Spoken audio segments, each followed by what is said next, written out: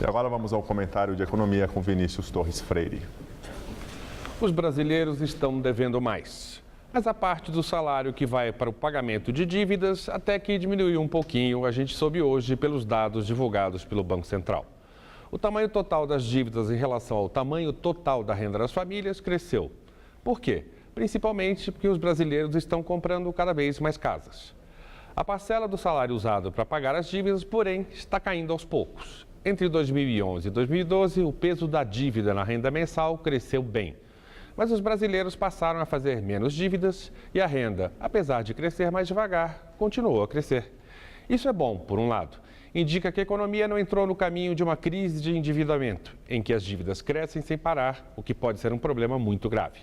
No caso de o desemprego aumentar muito, muita gente teria de dar calotes grandes. Com o aumento dos calotes, os bancos emprestam cada vez menos, o que faz com que a economia cresça cada vez menos, num círculo vicioso negativo. Por outro lado, ficou evidente que a gente entrou numa fase de crescimento mais lento do crédito. Isso é, menos gente pede empréstimo e os bancos estão menos dispostos a dar crédito a quem pede.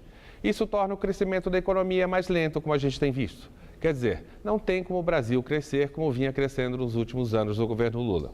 Ainda assim, o brasileiro, ou pelo menos uma parte deles, ainda gasta bem. A gente soube hoje, também pelo Banco Central, que as despesas de brasileiros com viagens e cartões de crédito no exterior continuam subindo muito, muito mais do que no ano passado, mesmo com o dólar mais caro do que em 2012. Isso é sinal, óbvio, de que tem gente com dinheiro, mas não só.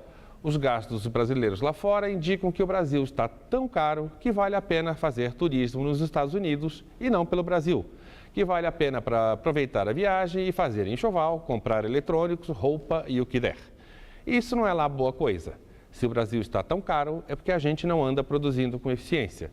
E se a gente não produz com eficiência, entre outros motivos, é porque a gente não investe o suficiente em novos negócios e em nova infraestrutura. Por que a gente não investe?